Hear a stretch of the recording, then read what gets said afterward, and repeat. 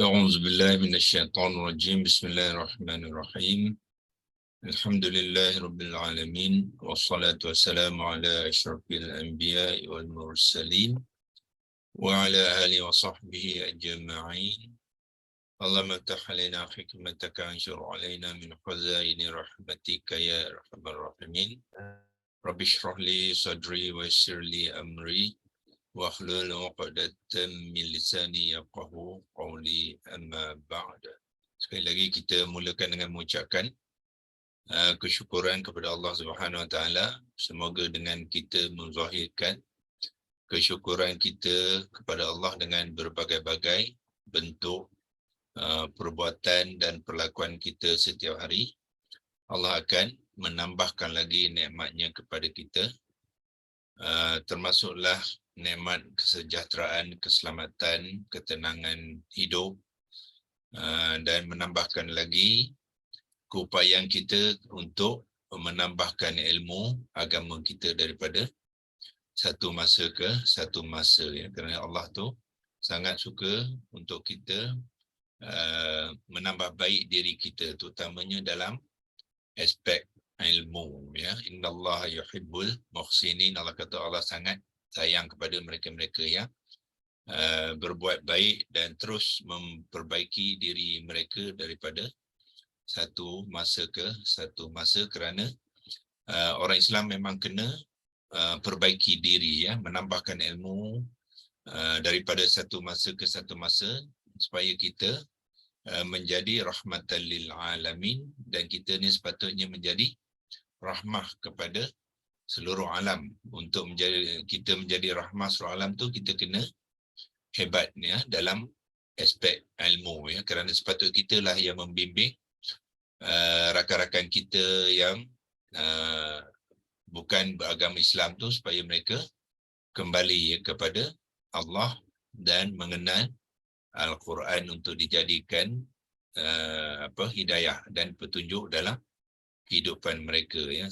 Telah menjadi tanggungjawab kita, ya, untuk memimpin mereka dengan memperkenalkan mereka tu kepada Al-Quran, ya, sebagai petunjuk dalam kehidupan mereka nanti, ya, insya-Allah. Okey, saya terus berkongsikan skrin seperti biasa.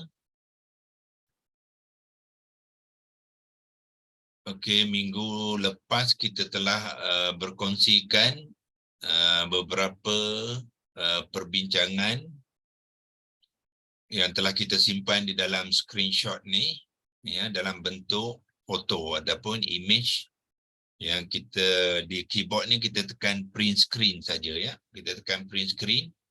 So apa-apa yang kita ada pada skrin komputer tu akan direkodkan sebagai satu simpanan foto, ya, simpanan image.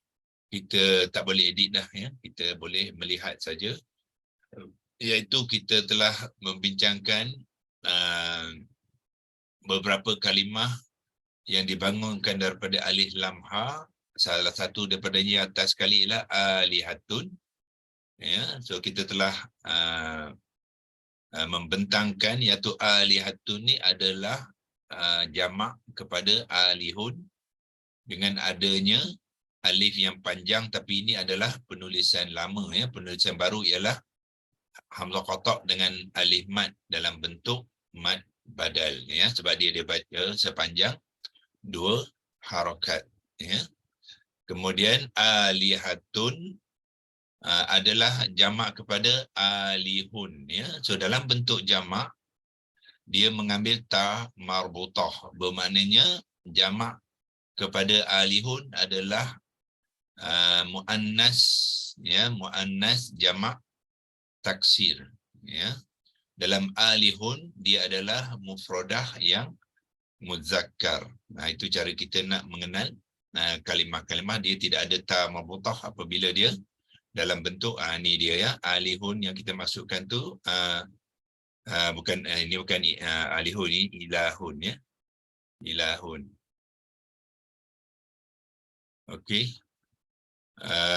So dan kita telah pun berkongsikan juga kalimah alihati, di mana alihati ini sebenarnya adalah pertalian idhafah, ya. Alihati sebelum ya mutakallim tu adalah mudhaf ni yang dalam kotak hijau. Ini jangan silap ni, sepatut MU, ya. Ya, mudhaf, dan dia mengambil plural jamak, dia adalah jamak taksir muannas yang majrur, ya, yang bererti tuhan-tuhan, jamak. Kenapa dia majrur? Kerana terdapat harfun jar, ya, harfun jar yang biasanya memberi makna dari, ya. Mengikut konteks ayat, kalau sini kita boleh tukarkan kepada akan, ya. Qala araghibun anta an alihati, berkatalah bapa Nabi Ibrahim tu, adakah kau menghendaki, ya, anta raghibun, engkau menghendaki, an, akan Tuhan-Tuhan kami ataupun Tuhan aku, wahai Ibrahim, ya. Maknanya bapa Nabi Ibrahim tu offer lah, ya, bertanya kepada Nabi, engkau tak minat ke Tuhan-Tuhan aku ni? Lebih kurang macam tu lah orang kata, ya. Jadi ya di hujung tu adalah satu kalimah, dia adalah ya mutakallim yang memberi makna aku. Jadi idhafah dia alihati ialah Tuhan-Tuhan aku, ya. Itu perkongsian kita dari kedua kalimah ni. Lepas tu kita juga berkongsikan beberapa kalimah-kalimah lain selepas tu, ya. Alihatan, lepas tu la ilaha illa, la ilaha dua ni yang kita akan kongsikan di hari ini, ya, iaitu ilaha. Kenapa dia mengambil bentuk ilaha, ya? Ilaha asalnya ilahun.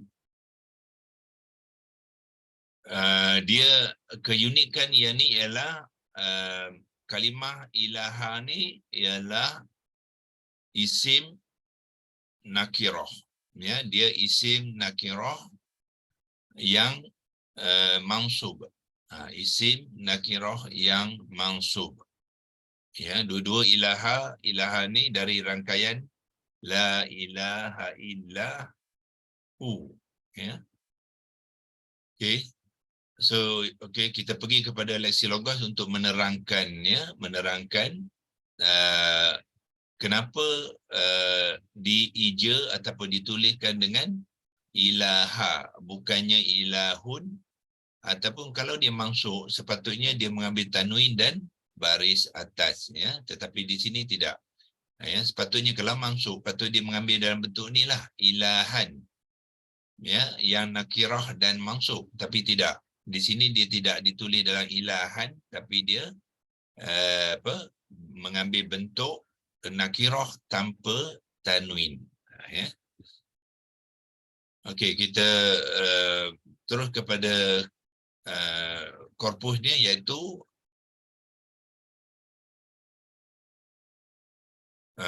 muka surat 2.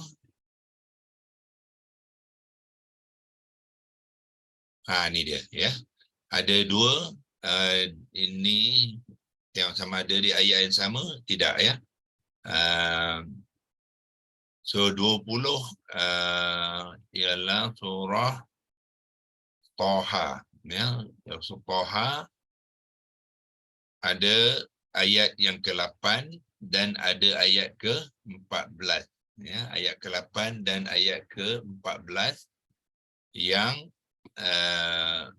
ayatnya bermula Allahu la ilaha illa hu lahul asmaul husna, dan ayat ke-14 innani anallahu la ilaha illa ana fa'budni wa aqimis salata li zikri, ya. So kita nak fokus kepada dua rangkaian kalimah di sini, iaitu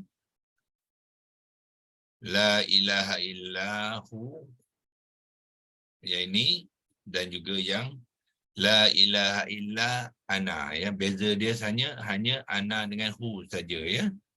Tetapi rangkaian dia tetap sama, ya. Okey, kenapakah ilaha bentuk dia ya mengambil bentuk kita kata tadi apa dia? Tekskan dia iaitu isim nakirah. Kalau nak masukkan jantina dia adalah muzakkar lah ya, muzakkar, dan dia masih lagi singular, kita panggil dia mufrad.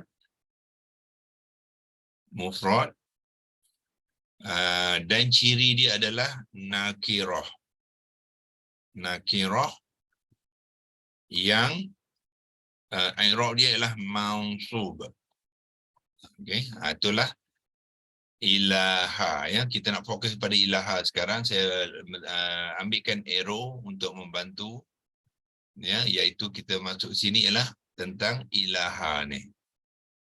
Ya, begitu juga yang ni boleh digunakan untuk ilaha di sinilah. Ada dua kalimah ya, ilaha. Kenapa dia mengambil bentuk ilaha? Ya, dan kita lihat di sini kalau kita nak kemaskan lagi penerangan di sini ialah kita tambah lagi ya. Dia mansub dan nakirah tetapi tidak bertanwin. So kita letakkan penjelasan itu tanpa tanwin. Ya. Sepatutnya nakirah bertanwin. Semua kalimah isim bila dia nakirah dia bertanwin, tapi sini dia tidak bertanwin. Ya. Dan mansub dia tidak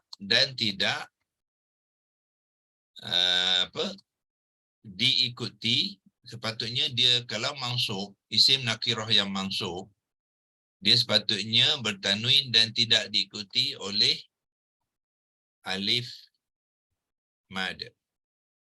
Itu sepatutnya, tapi di sini dia tidak berlaku ya. So inilah keunikan ya, keunikan.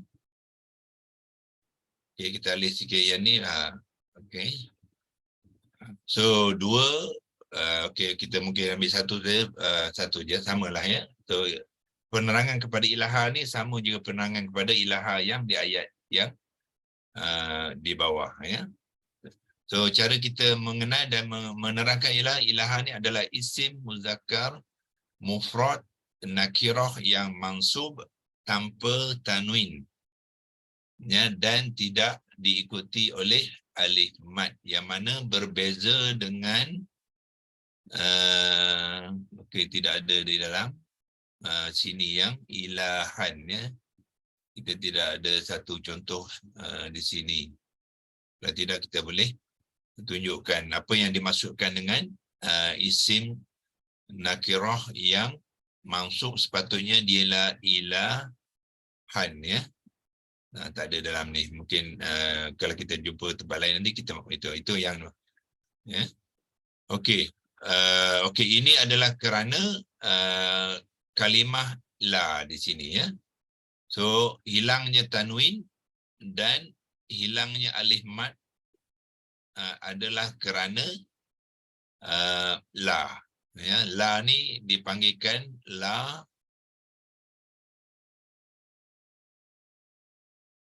teks. Saya letakkan di sini iaitu la ataupun la ya, dia asalnya laun, dipanggil la nafiyah lil jinsi ya. Itu nama la ni. La ni kalau kita di harfun lah harfun nafiyah lil jinsi ya kita. So apabila terdapat la harfun nafiyah lil jinsi, kalimah selepasnya mesti mengambil bentuk nakirah yang mansub tanpa tanwin ya, dan tidak diikuti oleh alif mad. Itulah karakternya ya. So kita letakkan dengan arrow sekali lagi ya. So mana dia la harfun lil jinsi tu, yang inilah la ni. So macam mana kita nak kenal apabila kalimah selepasnya mengambil bentuk ini, jadi kita tahulah la tu dipanggilkan la harfun nafiah lil jinsi. Apa maksud la harfun jinsi ni? Ya, so kita ni ya. Ilaha dan ilaha. Dua tu. Ya, harfun bermakna huruf lah. Ya, huruf yang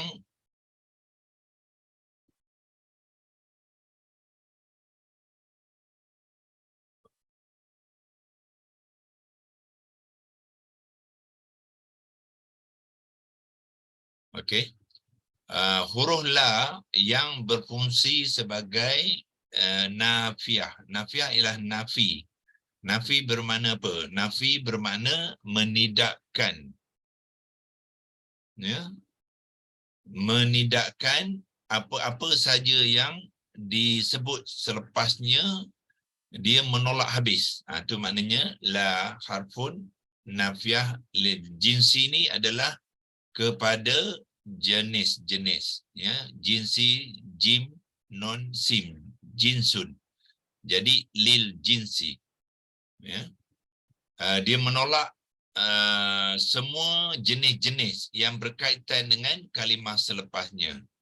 So kalau dalam konteks ni kalimah selepasnya ialah Tuhan, jadi ayat ni sudah menolak, ya, seluruh ketuhanan. Apa saja Tuhan dia sudah tolak dengan la harfun nafiah ni. Itu dia masukkan, ya. Dia tolak habis, kemudian barulah dia adakan semula melainkan. Ya, melainkan. Jadi bermakna kalau ada kalimah yang dimasuk ke dalam melainkan tu, dialah hanya satu, sebab dia dah tolak habis yang tadi, tidak ada, ya. Dia kata tidak ada melainkan hu ni ialah Allah yang disebut di awalan. Jadi Allah tu adalah tidak ada suatu pun Tuhan, ya, dengan penggunaan harfun nafiah lil jinsi tu, melainkan dia sahaja, ya. So bermakna apa, ya? Bermakna la ni berfungsi untuk memasukkan isimnya. Dia ada isim, mana ilaha ni juga adalah isim kepada la harfun nafiah lil jins, ya. Dia isim, dia akan memasukkannya, dan pada masa yang sama dia juga akan memarfu'kan khabar dia. Jadi huwa ni adalah khabar kepada apa, ilaha yang telah dinafikan tu, ya, dan dikhabarkan, diceritakan sebagai Tuhan, ya, yang melainkan itu. Dia mengambil dalam bentuk bentuk marfu'. Huwa ni adalah marfu'. Begitu juga di sini ana ni adalah khabar kepada ilaha ni, dia akan mengambil i'rab yang marfu', ya, sebab dia nak beritahu sekarang ni ini sajalah Tuhan, ya, sama ada dalam bentuk huwa, ya, ataupun dalam bentuk ana, ya. So ana dan huwa ni merujuk kepada Allah yang sebelumnya. Itulah peranan la yang kita lihat di dalam ayat ini, ya, iaitu la harfun nafiah, ya, lil jinsi. Kita panggil dia berbeza dengan la nafiah biasa, ya. La nafiah biasa biasanya dia tidak mengubah i'rab kalimah selepasnya, ya. Tetapi la ini dia berfungsi sebagai harfun nasab, ya, sebab dia memasukkan isim selepasnya, ya. Dan di sini kalau kita mau tambahkan, kita boleh tambahkan penerangan ni,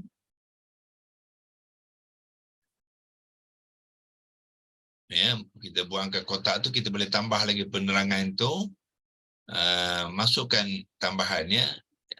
Jadi isim muzakkar mufrad ni juga, ya, isim Ia jugalah ya, yang masukkan ilaha tu ia juga adalah isim la. Isim la nafiah ni. So ya, dia adalah isim kepada la nafiah ni ya. Bila isim, so la ni dia memansubkan isimnya menjadilah ilaha.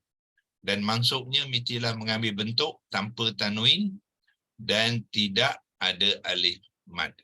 Itulah karakter la harfun nafiah ya. Kita simpan yang ni dulu untuk rujukan, dan kita boleh ambil contoh, beberapa contoh di mana la harfun nafiah juga berfungsi di dalam surah-surah yang lain. Yang paling senang untuk kita rujuk ialah kita pergi ke tak buka lagi ya. Saya buka Al-Quran. Ambil Quran tafsir dan perkata tu.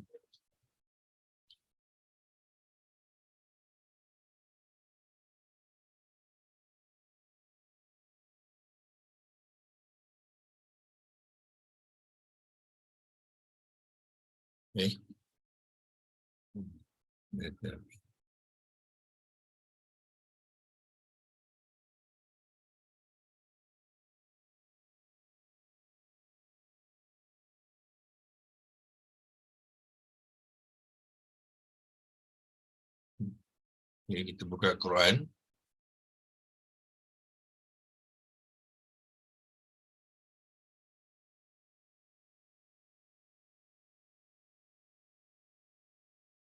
Okey. Contoh yang paling senang untuk kita ingatkan kembali ialah di sini ya. Lihat di sini juga terdapat kalimah la. Okey. Kotakkan dia. Sorry.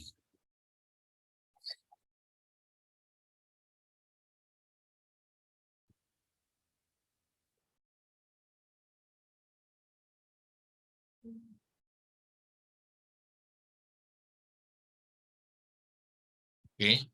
So sini juga terdapat la, kemudian diikuti oleh isim la iaitu roiba. Ya, so lihat apa karakter dalam roiba. Roiba ni adalah isim ya, isim kepada la, la harfun nafiah lil jinsi ni dia mengambil bentuk isim nakirah, mansub dan tidak bertanwin dan tidak ada alif selepasnya ya, sebab dia mansub. Isim sepatutnya dia ada bertanwin fathah dan diikuti dengan alif mad ya. Sebagaimana yang ni sebenarnya kalau huda ni ini sebenarnya isim nakirah yang mansub. Inilah karakter isim nakirah yang mansub ya, yang ada tanwin kemudian diikuti oleh alif mad ya. Alif mad tu boleh dalam bentuk alif biasa ataupun alif maksurah. So di sini dia tidak mengambil tanwin dan tidak mengambil alif ya, disebabkan oleh la. Jadi sebab itulah kita baca dalam ayat ni la roiba ya, la roiba ya. Bermakna tidak ada keraguan. So keraguan itulah yang dinafikan oleh la ya. So apa saja jenis ataupun berkaitan dengan keraguan telah dinafikan oleh la di sini ya. So nak mengatakan yang Alkitab ni ya, Alkitab ni bersih daripada apa-apa saja keraguan ya di dalamnya. Itulah yang dimaksudkan dengan la harfun lil jinsi itu ya. Dia menolak habis apa saja yang berkaitan, bersihkan habis-habis, lepas tu barulah diceritakan dengan bentuk khabar dia, ya. So dalam ni khabar dia bermula daripada fihi hudal lil muttaqin, ya. So maknanya khabar dia sini dalam bentuk, ya, bentuk jumlah, ya, bentuk ayat dan nak menceritakan tentang Alkitab ni tadi yang tidak ada keraguan dan dia adalah hudal lil muttaqin, ya, adalah petunjuk kepada bagi orang-orang yang muttaqin, ya. So ini salah satu daripada contoh, ya. Kalau kita nak tengok banyak lagi dia dalam Al-Quran tu contoh-contoh di mana la harfun li jinsi digunakan, dia mesti mengambil bentuk yang ini, ya. Mungkin besok kita cuba kongsikan lagi beberapa contoh-contoh yang lain untuk tuan-tuan semua buat rujukan untuk memahami, ya, konsep. So bermakna selepas la kita jumpa kalimah yang mengambil ciri macam ni. So itulah la nafiah, ya, harfun nafiah lil jinsi, ya. Okey. Itu perkongsian kita untuk yang ini, dan yang lain tu saya kata sudah jelas, ya, sebab kita sudah bincangkan. Okey, lambat dia keluar, ya.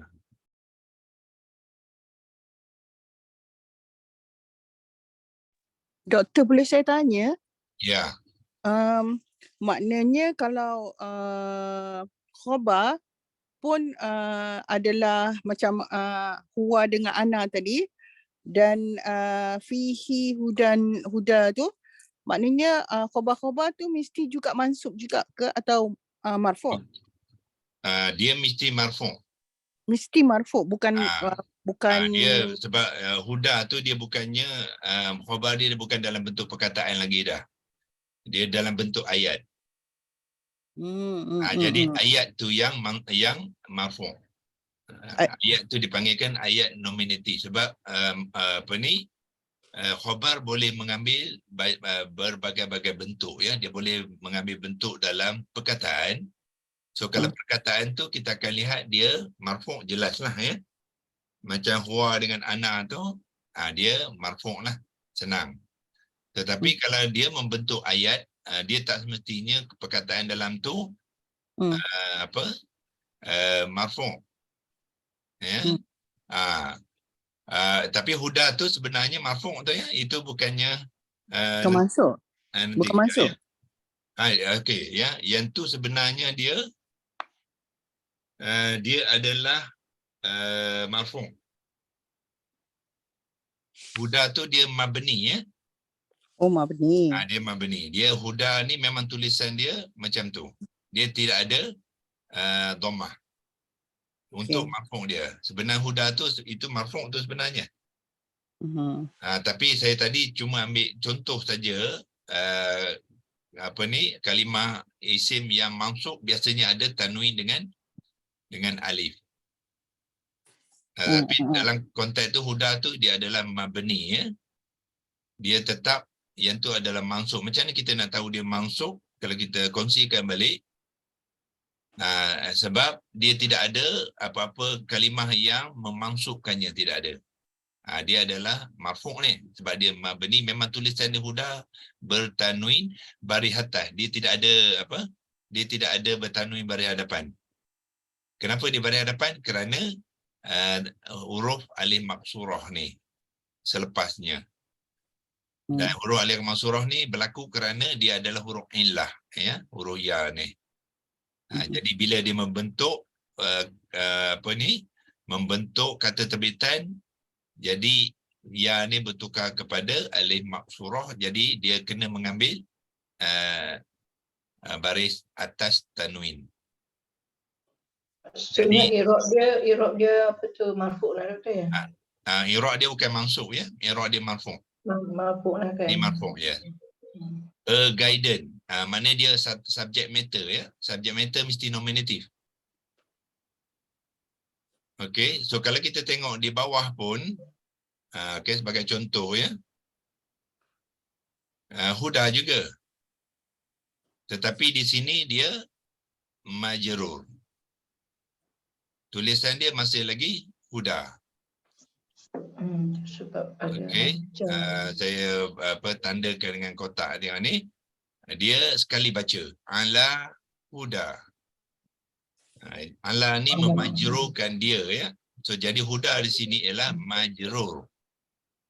So bermakna huda ni kalau dia bentuk marfu', ijaan dia sama, mansub pun sama dan majrur pun sama. Cuma kita nak faham konteks dalam ayat tu saja, ya. Oh, okey. Okey, terima kasih Dr. Okey, sama.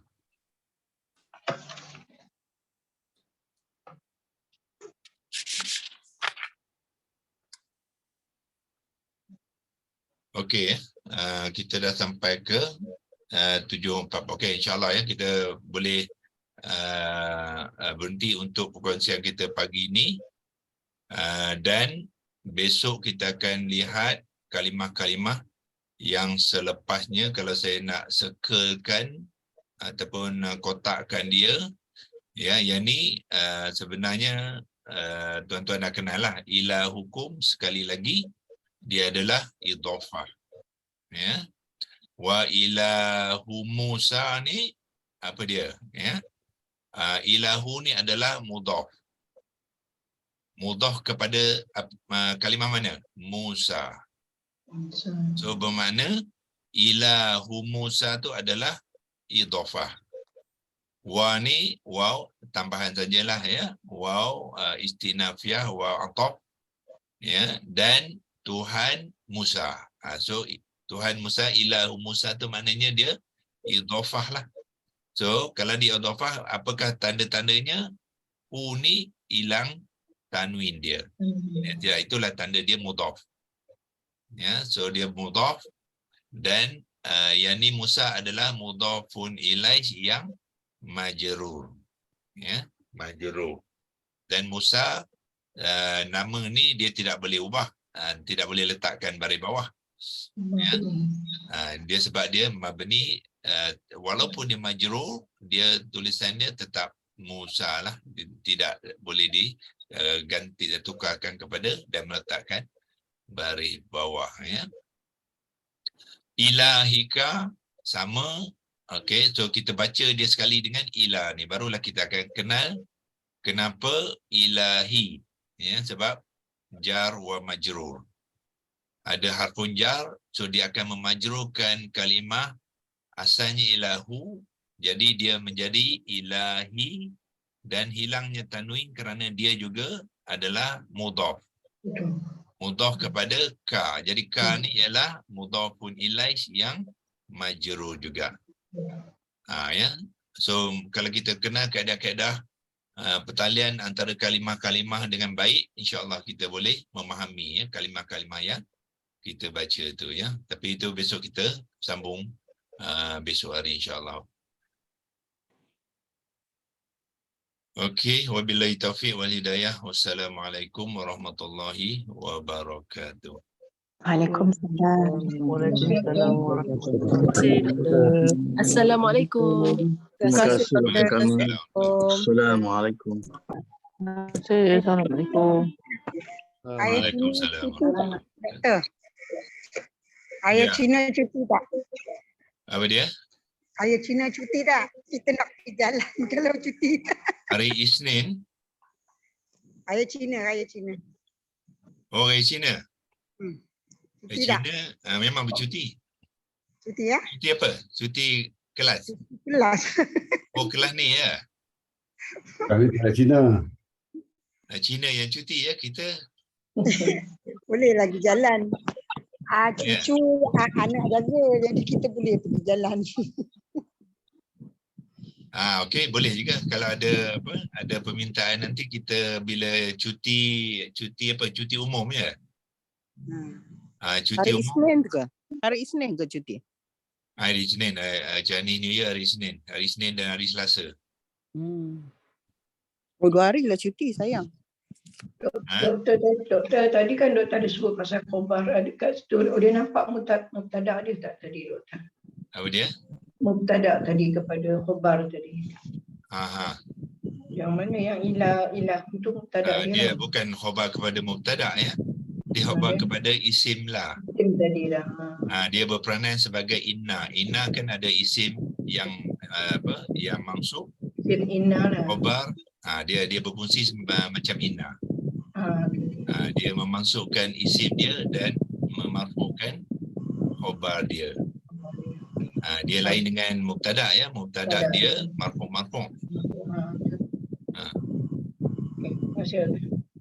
Okey, so Uti nak cuti ya? Okeylah, hari Cina kita cuti ya. Nak pergi tengok anak buah Ustaz. Anak buah kat Melaka. Dia buat apa? Anak buah kat Melaka doktor. Dia pindah rumah baru. Dia baru beli rumah. Hari tu dia ajak pergi, tak pergi. Jadi duk tangguh-tangguh tak ada cuti. Kita ingat tak pergi Melaka. Oh, so kena pergi Melaka lah ni. Semua pergi Melaka. Okey, raya Cina tu ya kita faham lah ya, ramai yang yang travelling ya. Okeylah, mungkin raya cuti-cuti umum ni mungkin kita akan, kalau dia jatuh hari Isnin terutamanya, sebab dia sambung hari weekend ya. Okey, insyaAllah kita jumpa lagi besok. Billahi taufiq wal hidayah. Wassalamualaikum warahmatullahi wabarakatuh. Assalamualaikum. Terima kasih dah. Mana, okey.